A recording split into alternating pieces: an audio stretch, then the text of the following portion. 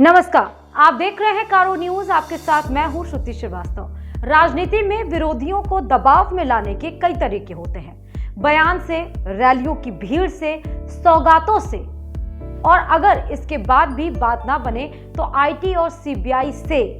जी हां, यूपी की राजनीति में सत्ता में रहते हुए विपक्ष को बैकफुट पर रखने का ये प्लान कोई नया नहीं। हालांकि इस बार निशाने पर सपा इसलिए है क्योंकि लड़ाई भी उसी से है। तो अखिलेश के करीबियों पर आईटी की छापे की इनसाइड स्टोरी आपको बताएंगे। फोन टैपिंग वाले ट्विस्ट के बारे में भी आपको बताएंगे।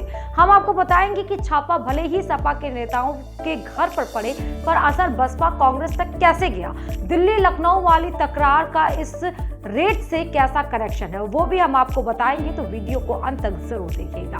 शनिवार को यूपी की राजनीति अचानक से तब गर्म हो गई जब सपा प्रमुख अखिलेश यादव के करीबियों के घर आईटी की छापेमारी हुई। यूपी के अलग अलग शहरों में इस रेड को राजनीति से जोड़कर देखा जा रहा था।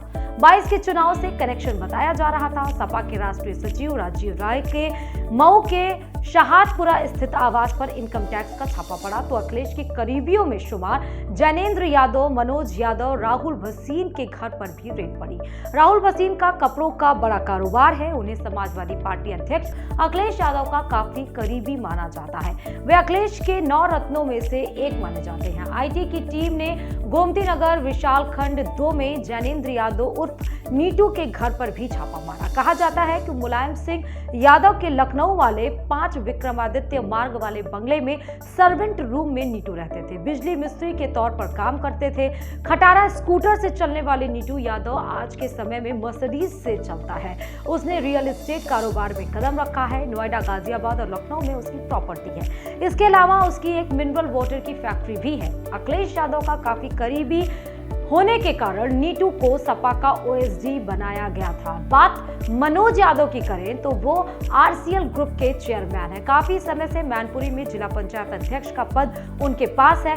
खैर, छापे पड़े तो सियासी पारा भी हाई हो गया। अखिलेश ने कहा कि चुनाव है तो अभी आईटी आई है, सीबीआई और ईडी भी आएगी।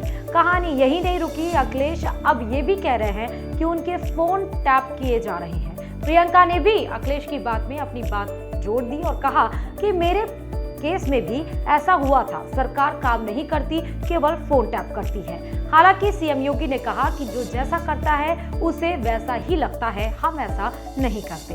खैर, मामला ये नहीं रेड पड़ी या फोन टैप हो रहा है। सवाल इन रेड के मकसद और टाइमिंग और असर का माना जा रहा है कि कार्रवाई करीबियों पर करके विपक्ष के दूसरे दल खासकर बसपा को प्रेशर में ही रखने की प्लानिंग को धार दिया गया है।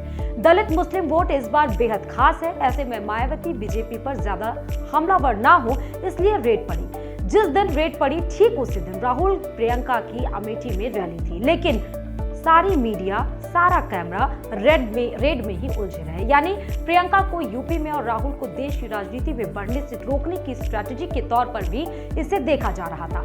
तीसरा अहम कारण ये बताया जा रहा है कि दिल्ली और यूपी के खटपट है। योगी का गेम बिगाड़ने के लिए केंद्रीय एजेंसियों का सहारा लिया जा रहा है, क्योंकि छापे के बाद टीआरपी तो अखिलेश की ही बढ़ रही है। चौथा कारण ये भी हो सकता है कि बयानों से बात बन नहीं, तो इसीलिए बीजेपी की रैलियों में भीड़ उतनी नहीं आ रही है जितनी अखिलेश में। चुनाव है, धनबल का खेल। ऐसे में विपक्ष को प्रेशर में लाओ, उनके खातों पर नजर रखो और आधा खेल वहीं से जीत लो का प्लान भी हो सकता है। खैर, अभी सब कुछ कयासों में ही है, लेकिन कार्रवाई से किसकी कैसी कहानी बनेगी वो वक्त बताएगा। लेकिन अब चुनावी जंग का खुला आगाज रेड के बाद जरूर हो गया है। अगर आपने कारो न्यूज को सब्सक्राइब नहीं किया है तो सब्सक्राइब कर लीजिए, और मुझे अगर ट्विटर पर फॉलो नहीं किया है तो @जनश्रुति पर जरूर फॉलो कर लीजिए। यूपी के अपडेट्स के साथ फिर आपके बीच हाजिर होंगे। देखते रहिए कारो न्यूज। नमस्कार।